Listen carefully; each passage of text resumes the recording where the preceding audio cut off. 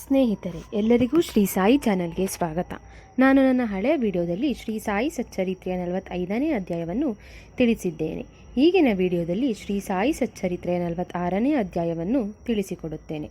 ಸರ್ವವ್ಯಾಪಿ ಸದ್ಗುರು ಶ್ರೀ ಗುರುಭ್ಯೋ ನಮಃ. ಶ್ರೀ ಸಾಯಿನಾಥರು ಶಿರಡಿಯಲ್ಲೇ ಇದ್ದರು. ತಮ್ಮ ಭಕ್ತರಿಗೆ ಕಾಶಿ, ಪ್ರಯಾಗ ಹಾಗೂ ಗಯಾ ಯಾತ್ರೆಯಲ್ಲಿ ಅವರ ಜೊತೆಯಾಗುತ್ತಿದ್ದರು. ಶ್ರೀ ಬಾಬಾ ಅವರ ಪವಿತ್ರ ನಾಮಸ್ಮರಣೆಯಿಂದ ಪುಣ್ಯಕ್ಷೇತ್ರಗಳು, ಯಾತ್ರೆಯ ಫಲ ಭಕ್ತರಿಗೆ ದೊರೆಯುತ್ತದೆ. ಅಹಂಭಾವವನ್ನು ತೊರೆದ ನಿಜವಾದ ಭಕ್ತರನ್ನು ಸಾಯಿಯವರು ಸಂಸಾರ ಸಾಗರದಿಂದ ರಕ್ಷಿಸುತ್ತಾರೆ.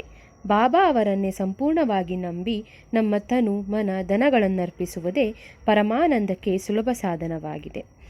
ಈ ಸಾಧನೆಯಿಂದ ನಮ್ಮ ರಜಸ್ಸು, ತಮೋಗುಣಗಳು ನಾಶ ಹೊಂದಿ ತಾವು ಸತ್ವಗುಣಗಳೊಂದಿಗೆ ಸಂಪೂರ್ಣ ಶರಣಾಗತಿಯಿಂದ ನಾವು ಮನಸ್ಸಿನ ನೈರ್ಮಲ್ಯ ಹಾಗೂ ಅತ್ಯುತ್ತಮವಾದ ಶಾಂತಿ ಸುಖಗಳನ್ನು ಪಡೆಯುತ್ತೇವೆ. ಈ ಶರಣಾಗತಿ, ಭಕ್ತಿ ಹಾಗೂ ಜ್ಞಾನಗಳು ಅಮೂಲ್ಯವಾದವು. ತಮ್ಮನ್ನು ನಂಬಿದ ಭಕ್ತರೊಡನೆ ಸಾಯಿನಾಥರು ಹಗಲಿರುಳು ಇರುತ್ತಾರೆ ಎಂಬುದಕ್ಕೆ ಕಾಕಾ ದೀಕ್ಷಿತರ ಯಾತ್ರೆಯೇ ಸಾಕ್ಷಿಯಾಗಿದೆ. ಕಾಕಾ ದೀಕ್ಷಿತರು ತಮ್ಮ ಮಗನ ಉಪನಯನವನ್ನು ನಾಗಪುರದಲ್ಲಿ ಮಾಡಬೇಕೆಂದು ನಿಶ್ಚಯಿಸಿದರು. ಅದೇ ಸಮಯಕ್ಕೆ ನಾನಾ ಸಾಹೇಬರ ಮಗನ ಮದುವೆಯೂ ಆಗುವುದಿತ್ತು. ಇಬ್ಬರು ಬಾಬಾ ಅವರಿಗೆ ಗೌರವ ಆಹ್ವಾನ ನೀಡಬೇಕೆಂದು ಶಿರಡಿಗೆ ಬಂದರು. ಬಾಬಾ ಅವರು ಶ್ಯಾಮ ಅವನನ್ನು ಜೊತೆಗೆ ಕರೆದೊಯ್ಯುವಂತೆ ತಿಳಿಸಿದರು. ಅವರೊಂದಿಗೆ ಅಪ್ಪ ಕೋತೆ ಅವರು ನಾಗಪುರಕ್ಕೆ ಹೊರಟರು. ಕಾಕಾ ಸಾಹೇಬರು ಶ್ಯಾಮ ಅವರಿಗೆ 20 ರೂಗಳನ್ನು ಮಾತ್ರ, ನಾನಾ ಸಾಹೇಬರು 100 ರೂಗಳನ್ನು ಮಾತ್ರ ನೀಡಿದರು. ಶ್ಯಾಮ ಅವರು ಮೊದಲು ಅಯೋಧ್ಯೆ ಹಾಗೂ ಕಾಶಿಗಳನ್ನು ಸಂದರ್ಶಿಸಿದರು. ಅಯೋಧ್ಯೆಯಲ್ಲಿ ಅವರು 24 ದಿನಗಳು ತಂಗಿದ್ದರು. ಕಾಶಿಯಲ್ಲಿ 2 ತಿಂಗಳಷ್ಟು ದೀರ್ಘಕಾಲಾವಧಿ ಇದ್ದು ತೆರಳಿದರು. ಶ್ಯಾಮ ಅವರು ಗಯಾದ ಧರ್ಮಶಾಲೆಯೊಂದರಲ್ಲಿ ಶ್ಯಾಮ ತಂಗಿದ್ದರು. ಆಗ ಅಲ್ಲಿನ ನಿವಾಸಿಯೊಬ್ಬರು ಬಂದು ಯಾತ್ರಿಕರೆಲ್ಲ ಹೊರಟು ಹೋಗಿರುವುದೆಂದು ತಿಳಿಸಿದರು. ಕಾರಣವೇನೆಂದು ಕೇಳಿದಾಗ ಉತ್ತರಿಸದೆ ತನ್ನ ಮನೆಗೆ ಬರುವಂತೆ ಆಹ್ವಾನ ನೀಡಿದನು. ಆತನ ಮನೆಗೆ ಶ್ಯಾಮ ಹೋದಾಗ ಅವರ ಕಣ್ಣಿಗೆ ಶ್ರೀ ಸಾಯಿಬಾಬಾ ಅವರ ದೊಡ್ಡ ಚಿತ್ರ ಕಾಣಿಸಿ ಬಹು ಸಂತೋಷವಾಯಿತು.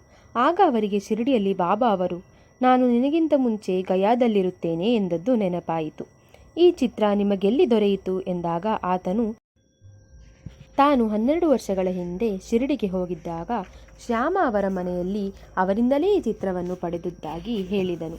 ಆಗ ಶ್ಯಾಮ ಅವರಿಗೆ ಹಿಂದಿನ ಘಟನೆಗಳು ನೆನಪಿಗೆ ಬಂದು ಆನಂದಭರಿತವಾದರು. ಇವರೇ ಆ ಶ್ಯಾಮ ಅವರೆಂದು ತಿಳಿದಾಗ ಆತನು ಇವರನ್ನು ಬಹುವಾಗಿ ಆದರಿಸಿ ಸತ್ಕಾರ ಮಾಡಿದನು. ಬಾಬಾ ಅವರು ತಾವು ಹೇಳಿದಂತೆ ನಡೆಯುವವರು ಎಂಬುದು ಈ ಮೇಲಿನ ಘಟನೆಯಿಂದ ವ್ಯಕ್ತವಾಗುತ್ತದೆ. 2 ಆಡುಗಳ ಪ್ರಸಂಗ. ಒಮ್ಮೆ ಬಾಬಾ ಅವರು ಎಂದಿನಂತೆ ಲೇಂಡಿವನದಿಂದ ಮಸೀದಿಗೆ ವಾಪಸ್ಸಾಗುವಾಗ ಒಂದು ಆಡಿನ ಹಿಂಡನ್ನು ನೋಡಿದರು. ಅವುಗಳಲ್ಲಿ 2 ಆಡುಗಳನ್ನು ಬಾಬಾ ಹಣ ಕೊಟ್ಟು ಖರೀದಿಸಿದರು. ಭಕ್ತರಿಗೆ ಬಾಬಾ ಅವರು ಯಾಕೆ ಹೀಗೆ ಮಾಡಿದರು ಎಂದು ಆಶ್ಚರ್ಯವಾಯಿತು. ಕೇಳುವ ಧೈರ್ಯವಿರಲಿಲ್ಲ. ಆದರೆ ಶ್ಯಾಮ ಇದನ್ನು ಕೇಳಿದರು. ಬಾಬಾ ಅವರು ಇದಕ್ಕೆ ಉತ್ತರಿಸದೆ ತಮ್ಮ ಬಳಿ ಇದ್ದ ಹಣವನ್ನು ಕಡಲೆಕಾಯಿ ತರಿಸಿ ಅವುಗಳಿಗೆ ತಿನ್ನಲು ನೀಡಿದರು. ಇದಾದ ನಂತರ ಅದರ ಮಾಲೀಕನಿಗೆ ಅವುಗಳನ್ನು ಹಿಂದಿರುಗಿಸಿದರು.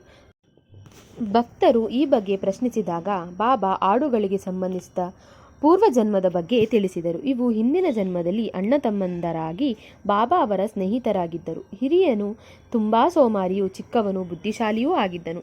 ಇಬ್ಬರು ವೈರಿಗಳಾದರು. ದೊಡ್ಡವನು ಹಣದಾಶೆಯಿಂದ ಚಿಕ್ಕವನನ್ನು ಕೊಲ್ಲಲು ಮುಂದಾದನು. ಇಬ್ಬರು ಜಗಳದಲ್ಲಿ ಪರಸ್ಪರ ಹೊಡೆದಾಡಿ ಮೃತರಾದರು.